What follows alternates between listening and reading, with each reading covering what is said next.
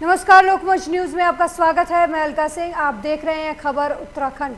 Bulletin की शुरुआत करते हैं इस वक्त की बड़ी खबर से। उत्तराखंड के 11वें मुख्यमंत्री बने पुष्कर सिंह धामी। राज्यपाल बेबी रानी मौर्य ने दिलाई शपथ। कई अन्य वरिष्ठ विधायकों को मंत्री पद की शपथ दिलाई गई। सतपाल महाराज, हरक सिंह रावत को मंत्री बनाया गया।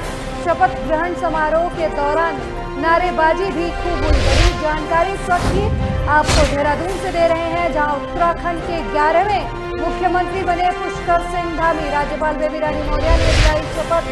कई अन्य वरिष्ठ विधायकों को मंत्री पद की दिलाई गई शपथ।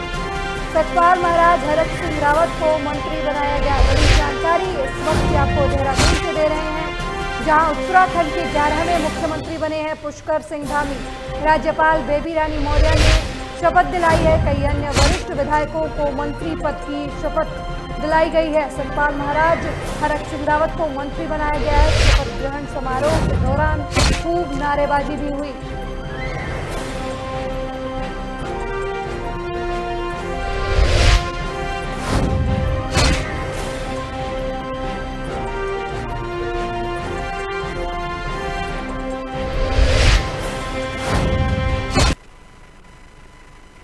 बीजेपी नेत्री ने बहादुराबाद थाने में बीजेपी विधायक सुरेश राठौर के खिलाफ बलात्कार का मुकदमा दर्ज कराया है। कांग्रेस पार्टी जगह जगह बीजेपी विधायक के खिलाफ प्रदर्शन कर रही है और पार्टी से निष्कासित करने के साथ पद से इस्तीफा देने की मांग कर रही है। आपको बता दें कि भगवानपुर विधानसभा में युवा और किसान कांग्रेस ने प्रदर्शन करते हुए बीजेपी विधायक का पुतला दहन किया।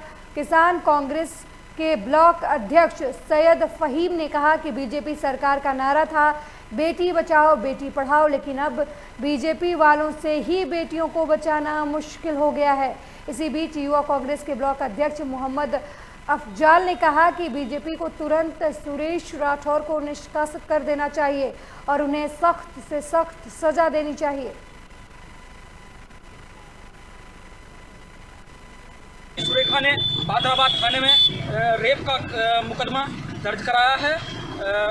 ऐसे में सुरेश राठौर जो विधानसभा में विधायक हैं, उनको इस पद को गरिमा नहीं देती है। उनको इस पद पर रहने का कोई अधिकार नहीं है। सरकार उनको तुरंत बर्खास्त करे और उनके खिलाफ कड़ी से कड़ी कार्रवाई करे, पार्टी से निष्कासित किया जाए और हम उनकी गिरफ्तारी की मांग करते हैं। भाजपा के जवालापुर विधानसभा से जो विधायक है सुरेश राठौर, उनका मामला है, उनके खिलाफ जो बलात्कार का मामला दर्ज हुआ है। एक तरफ तो नरेंद्र मोदी जी और भाजपा कहती है कि बेटी बचाओ बेटी पढ़ाओ। अब हालात ये हो रहे हैं पूरे देश में कि भाजपा से अपनी बेटी, भाजपा के विधायकों से बेटी बचाओ, ये चल रहा है। बलात्कार जब तक प्रदर्शन और ये आंदोलन चलते रहेंगे, जब तक भाजपा के विधायक सुरेश राठौर को कड़ी से कड़ी सजा और फांसी। जहां चाह है वहां राह है। हम इसलिए ये कह रहे हैं कि जहां कोरोना काल ने पहाड़ के युवाओं को शहर से गांव वापस लौटाकर बेरोजगारी के कगार पर ढकेल दिया, तो वहीं पिंडारी घाट के धारबारम गांव निवासी अनिल ने मिंगक घेरा बाजार में लकड़ियों, बांस और रिंगाल से डस्टबिन, बास्केट और लैंप स्टैंड, सूप कास्टर, गुलदस्ते, shopping basket, extra pen stand और स्थानीय लोगों के प्रयोग से में आने वाले शोल्टी, कंडी, हल, जुए और महिलाओं के लिए हेयर रिंग, बैंगल और बेहतरीन कलाकृतियों वाले हैंडीक्राफ्ट निर्माण कर स्वरोजगार को बढ़ावा दिया है। ये सब चीज़ें हाथों से बनाई हुई हैं और इनकी डिमांड बहुत ज़्यादा है।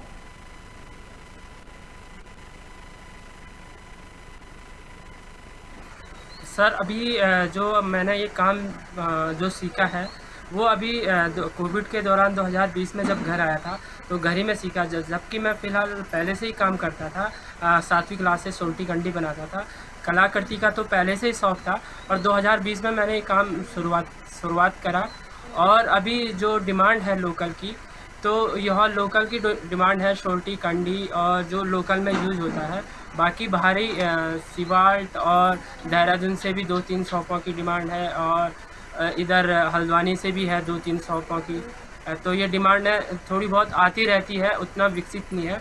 बस आप लोगों से यही गुजारिश है कि हमें एक अच्छा मार्केट प्रदान करें ताकि हम अपना ये स्वरोजगार है इसको और विकसित कर सकें और ज़्यादा से ज़्यादा युवाओं को अपने साथ जोड़ सकें। 18 जून को भारी बारिश के चलते दशोली ब्लॉक के पाना ईरानी क्षेत्र में वैकल्पिक मार्ग बाढ़ में बह गया था। तब से जान जोखिम में डालकर लोग आवाजाही कर रहे थे। प्रशासन द्वारा पाना ईरानी क्षेत्र में की इस बड़ी समस्या का समाधान न किए जाने के बाद ग्रामीण नदी पर खुद ही लकड़ी का कच्चा पुल तैयार किया। पिछले दिनों उत्तराखंड में हुई बारिश के बाद ग्रामीण क्षेत्रों में पैदल रास्तों, पुलिया आदि की स्थिति जस की तस बनी हुई थी। भले ही प्रशासन की तरफ से ये कहा जा रहा है कि ग्रामीण क्षेत्रों में भी समस्याओं के समाधान के लिए कार्रवाई की जा रही है, लेकिन दशौली ब्लॉक के दूरस्थ क्षेत्र पाना ईरानी को जोड़ने वाले एकमात्र वैकल्पिक पुल सड़क निर्माण के चलते अवरुद्ध होने से बंद हो गया था। वहीं ग्रामीणों ने अस्थायी विकल्प तैयार कर आवाजाही शुरू की थी।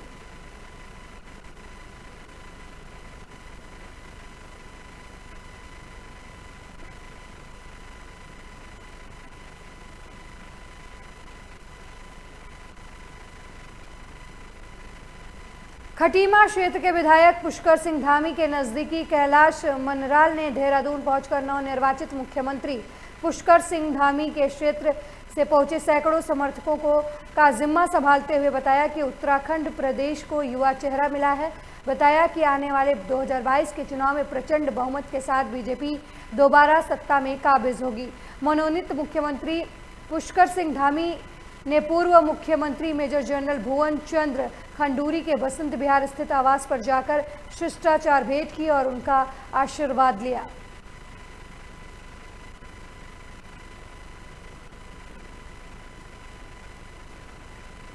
पूरे खटीमा क्षेत्र में हर्ष का विषय है और चारों तरफ पूरे कुमाऊं में, चाहे गढ़वाल में, सभी तरफ खुशी की एक लहर दौड़ रही है, क्योंकि एक युवा को केंद्रीय नेतृत्व ने पूरे उत्तराखंड का नेतृत्व करने का जिम्मा सौंपा है।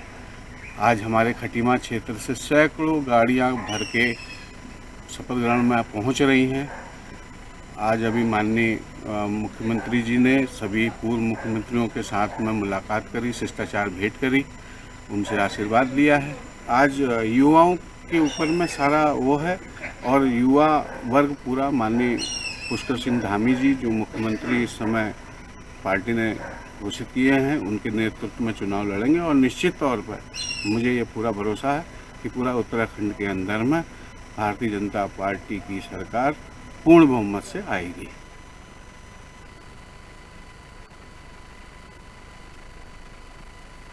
इस वक्त की बड़ी खबर देहरादून से है, जहां एक बार फिर मौसम का मिजाज बदल गया है। तेज हवाओं के साथ बारिश शुरू हो गई है।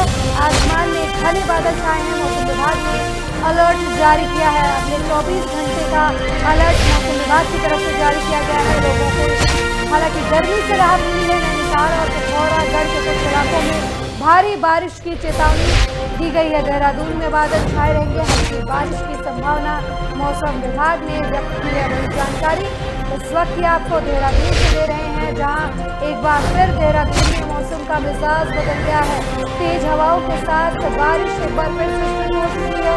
आसमान में घने बादल छाए हैं। मौसम विभाग ने अलर्ट जारी किया है। अगले 24 घंटे का अलर्ट जारी किया गया है। लोगों को हालांकि गर्मी से राहत मिली है। नैनीताल और पिथौरागढ़ के कुछ इलाकों में भारी बारिश की चेतावनी दी गई है। बादल छाए रहेंगे। हल्की बारिश की संभावना है, ऐसा मौसम विभाग का कहना है।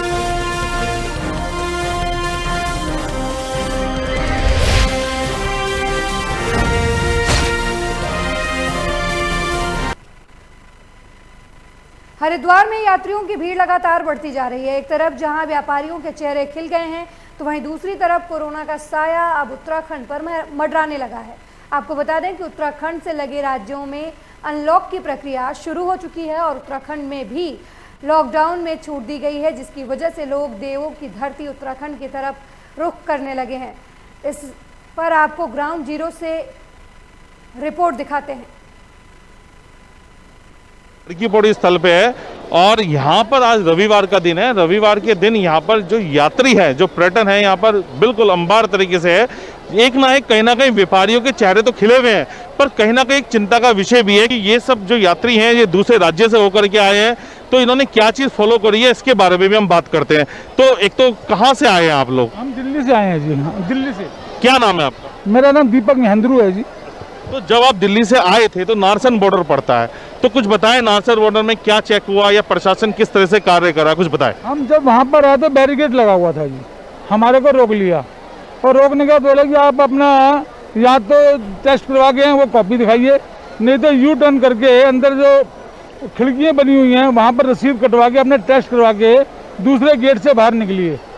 और वहाँ पर हमें तो रोका, जो दिल्ली की गाड़ी थी, कुछ हरियाणा की गाड़ी थी, सबको रोका हुआ था। वो बोले सर पीछे बॉर्डर से रोका नहीं जाता है तरीके से, तो हम यहाँ पे कितना फॉलो कराएं, इतनी पब्लिक है, इतने हजूम है, कैसे इनको रोका जाए, कैसे इनको संभाला जाए। वो लोग इस तरीके की बातें करते हैं। तो वो अपनी तरीके से जितना कर सकते हैं बेस्ट वो कर रहे हैं।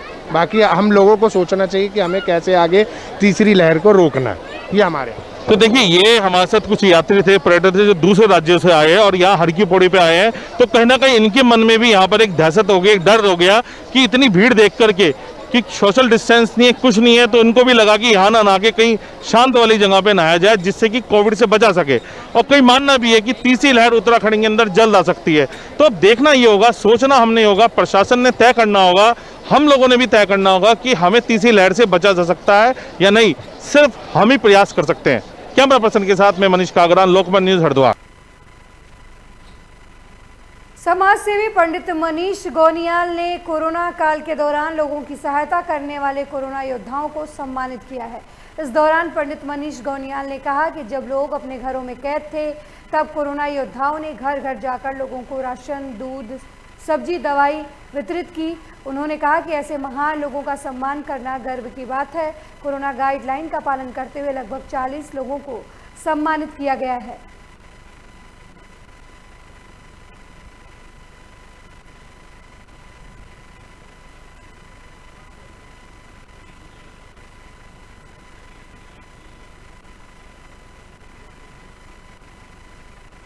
इस कोरोना काल में जिन योद्धाओं ने अपनी जान की परवाह न करते हुए अपनी रात दिन एक करके मतलब लोगों की सेवा करी, उन लोगों को मैंने आज को इसमें सम्मान पत्र दिया। कोरोना काल के दूसरे वर्ष में इस प्रकार से गतिविधियाँ मिली है, इस प्रकार से कोरोना संक्रमित मरीजों का आंकड़ा बढ़ा है, उसकी भरपाई करने की सुविधा के लिए कोरोना वॉरियर्स को आगे आना, कोरोना के समय में लोगों को आगे आके कार्य करना जरूरी था। और वो हमारी टीम द्वारा, कई नागरिकों द्वारा करा गया। और ऐसे सम्मान समारोह से ऐसे नागरिकों को, ऐसे व्यक्तियों को, संस्थाओं को मदद मिलती है, हौसला मिलता है कि आगे कार्य करें और अपनी तारीफ भी पाएं।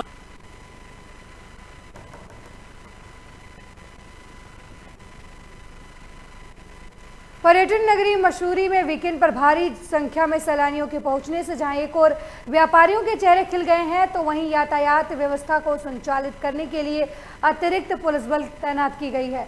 हालांकि नो पार्किंग जोन में खड़े वाहनों का चालान कर वाहन स्वामियों को हिदायत दी गई कि वो निश्चित स्थान पर ही अपने वाहन खड़े करें। यातायात व्यवस्था को लेकर सीओ नरेंद्र पंत ने बताया कि वरिष्ठ पुलिस अधीक्षक के दिशा निर्देश पर मसूरी में अतिरिक्त पुलिस बल भेजा गया है।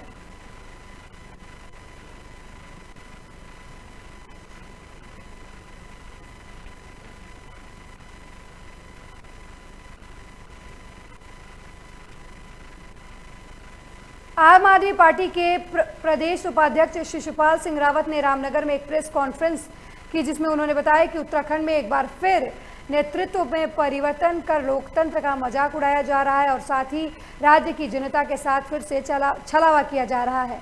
उत्तराखंड को मुख्यमंत्री बनाने की प्रयोगशाला बना दी गई है। बीजेपी के इस रवैये से लगता है कि चुनाव होने तक और भी नाम मुख्यमंत्रियों की लिस्ट से जुड़ सकते हैं। पार्टी ने कहा कि नए मुख्यमंत्री के नाम की घोषणा के साथ ही बीजेपी को ये भी बता देना चाहिए कि उसकी मियाद कितने दिन की होगी। आम आदमी पार्टी ने कहा कि तीरथ सिंह रावत को पहले मुख्यमंत्री बनाना और फिर संवैधानिक संकट की दुहाई देकर इस्तीफा दिलाकर बीजेपी ने उनकी नाकामियों पर पर्दा डालने की कोशिश की है।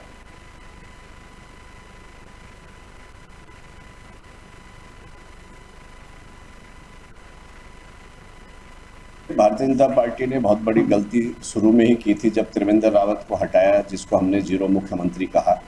लेकिन उसके बाद उन्होंने 57 विधायकों में भरोसा न करके एक सांसद को लेके आए, जिससे जो है कि उत्तराखंड की गरीब जनता पर 2 चुनाव थोपने का काम हो रहा था, एक विधायक का और एक सांसद का।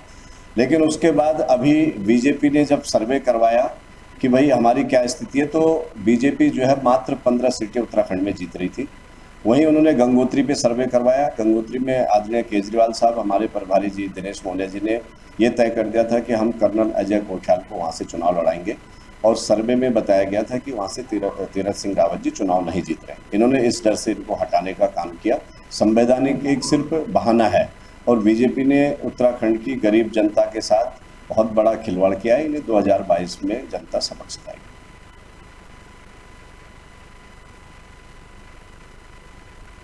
सितारगंज की अखिल भारतीय विद्या परिषद नगर इकाई कार्यकर्ताओं ने बिजली विभाग कार्यालय पहुंचकर एसडीओ का घेराव किया और उस क्षेत्र में लगातार हो रही बिजली कटौती बंद करने की मांग की। कार्यकर्ताओं का कहना है कि पिछले लगभग 1 माह से हर 10 मिनट के बाद बिजली कटौती हो रही है, और जिससे महाविद्यालय के तमाम छात्र छात्राओं को पढ़ाई में समस्या हो रही है।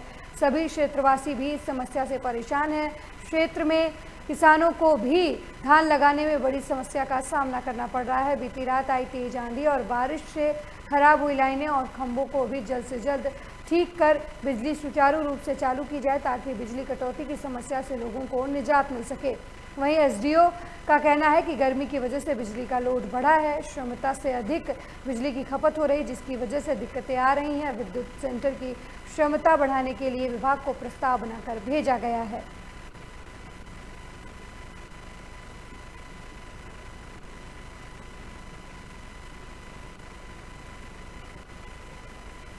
कटौती को लेकर उनका ज्ञापन है, क्योंकि हमारा जो बिजली घर है, जितनी इसकी क्षमता है, लोड जो है पब्लिक की डिमांड उससे ज़्यादा जा रही है, उस कारण में रोस्टिंग करनी पड़ रही है। इस समस्या के निराकरण के लिए हमने एक नया बिजली घर का प्रस्ताव बना लिया है, जो प्रस्ताव ऊपर से हमारा जो है स्वीकृत हो गया है। नए बिजली घर का काम जल्दी शीघ्र मतलब शुरू हो जाएगा। उसके बाद विद्युत कटौती से पब्लिक को थोड़ी निजात। आज हम सभी लोग यहाँ पे हमारे जो कार्यकर्ता हैं वो एक समस्या लेकर आए हैं बिजली कटौती को लेकर। अभी हाल ही में कल तो पेड़ वगैरह गिरने से बिजली की कटौती हो रही है, परंतु एक हफ्ते से हमारे ग्रामीण इलाकों में भी बिजली की बहुत ज़्यादा कटौती हो रही है, जिससे वहाँ के लोगों को बहुत ज़्यादा परेशानियों का सामना करना पड़ रहा है। तो उसी के संबंध में हम लोग ज्ञापन लेकर आए थे, और यहाँ के अधिकारियों से हमें आश्वासन मिला है कि हम जल्द से जल्द इस पर कार्य करने का प्रयास करेंगे, ताकि हम सभी लोगों को राहत मिल सके। धन्यवाद। वहीं सितारगंज के शक्ति फार्मा में नगर और ब्लॉक के कांग्रेसी कार्यकर्ताओं ने नगर में जब 2014 में इनकी बीजेपी सरकार की महंगाई को लेकर घेरा है। पेट्रोल, डीजल, रसोई गैस सहित अन्य वस्तुओं के दाम में वृद्धि के खिलाफ जमकर नारेबाजी करते हुए कांग्रेसियों ने प्रदर्शन किया। कार्यकर्ताओं का कहना था कि केंद्र की बीजेपी सरकार ने पेट्रोल, डीजल, रसोई गैस और जरूरी वस्तुओं के दामों में लगातार वृद्धि की है, जिससे जनता की कमर टूट गई है। वहीं राज्य सरकार ना तो महंगाई पर रोक लगा पा रही है और ना ही स्थिर सरकार राज्य को दे पा रही है। बराबर मुख्यमंत्री बदलना इसका उदाहरण है। अब तो लगता है कि 6 महीने लगभग चुनाव होने को है और इससे भाजपा 6 और मुख्यमंत्री बदल देगी, जिसका समस्त भार जनता पर पड़ने वाला है। वहीं पिछले 7 महीने से किसान जो 3 काले कृषि कानूनों के खिलाफ दिल्ली बॉर्डर पर धरना दे रहे हैं, उनकी मांगों को जायज़ मानते हुए हिटलरशाही पर उतारू है बीजेपी सरकार, ऐसा कांग्रेस का कहना है।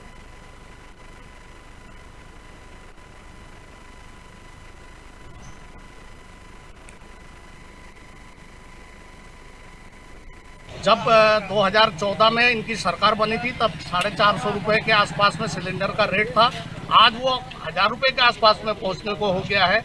ये सीधी मार जो है जनता के ऊपर पड़ रही है। ये प्रदेश की जनता जो है इस बात से बहुत ही ज़्यादा नाराज है। जब इनसे प्रदेश नहीं चल पा रहा है, शासन नहीं चला पा रहे हैं, तो इनको इस्तीफा दे देना चाहिए और इस्तीफा देके या तो तुरंत चुनाव करा देना चाहिए या तो कांग्रेस को, हमारे हरीश रावत जी को आगे करके और तुरंत उनको मुख्यमंत्री घोषित करा देना चाहिए।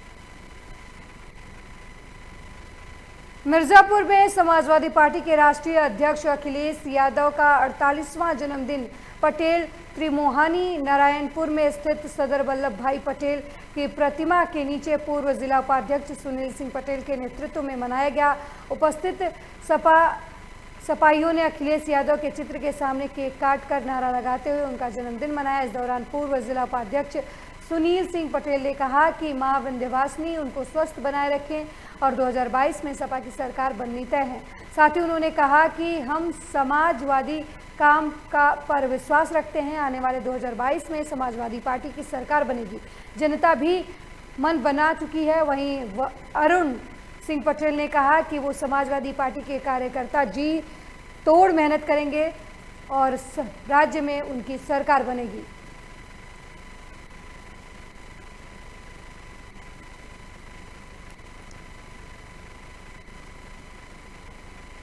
माननीय अखिलेश यादव जी का 28वां जन्मदिन था। हम अपने विधानसभा की तरफ से उनका जन्मदिन मना करके सरदार पटेल वल्लभ भाई चौराहे पर नवयुवकों को एक नया ऊर्जा देने का कार्य किया गया है जन्मदिन के माध्यम से। और आने वाले विधानसभा 2022 में हम उम्मीद रखते हैं कि जिस तरह माननीय अखिलेश यादव जी का जन्मदिन उत्साहपूर्वक उस तरह 2022 में इन कार्यकर्ताओं के साथ हम लोग मिलजुल कर 2022 की सरकार बनाने में उतना ही जोर से अपनी पूरी शक्ति से लगा कर उनको मुख्यमंत्री बनाएंगे। 28वां जन्मदिन मनाया गया है और विधानसभा चुनाव की तरफ से सभी दंतल के कार्यकर्ताओं की तरफ से उनकी दीर्घायु होने की कामना की गई है तथा आज पटेल जी आए यह संकल्प लिया गया है, सारे कार्यकर्ताओं द्वारा संकल्प लिया गया है कि 2022 में माननीय अखिलेश यादव की सरकार 350 प्लस से बनाई जाएगी। इसके लिए पूरे कार्यकर्ता मनोयोग से काम करेंगे और कटिबद्ध। बस्ती जिला पंचायत अध्यक्ष पद पर बीजेपी प्रत्याशी संजय चौधरी ने जीत दर्ज की है और डीएम सौम्या अग्रवाल ने संजय चौधरी को जीत का प्रमाण पत्र दिया है। आपको बता दें कि जिले में कुल 34 सीटों पर सभी जिला पंचायत सदस्यों ने मतदान किया था। बीजेपी प्रत्याशी संजय चौधरी को 39 वोट मिले और सपा प्रत्याशी वीरेंद्र चौधरी को 4 वोट मिले। उन्होंने अपनी जीत का श्रेय पार्टी और पार्टी के कार्यकर्ताओं को दिया है। साथ ही कहा कि उनका सबसे बड़ा लक्ष्य जिले का विकास करना है। इस पद पर जिले में पहली बार बीजेपी का कब्जा हुआ है। सबको बहुत बहुत धन्यवाद, पार्टी को धन्यवाद, हमारे भारतीय जनता पार्टी पूरे परिवार को धन्यवाद, आप लोगों को धन्यवाद। क्या करेंगे बस्ती के लिए? वहाँ पर बस्ती के लिए विकास करेंगे। कितना मुश्किल था ये शुरू से रणनीति? कुछ नहीं मुश्किल नहीं था, हम 30 साल से समाज की सेवा कर रहे हैं, मुश्किल क्या था। 4 वोट सपा को भी मिल गए जी। क्या रणनीति में कुछ खेल गए? नहीं ऐसा कुछ नहीं। पंचायत अध्यक्ष का चुनाव कंप्लीट कराया है, मतगणना संपन्न हुई और श्री संजय जिला पंचायत अध्यक्ष निर्वाचित घोषित कर दिए गए। कितना मत मिला है? कुल 43 मत पड़े थे, जिसमें से 39 वोट जो है 39 मत श्री संजय को मिले हैं, शेष 4 मत श्री वीरेंद्र चौधरी को मिले हैं।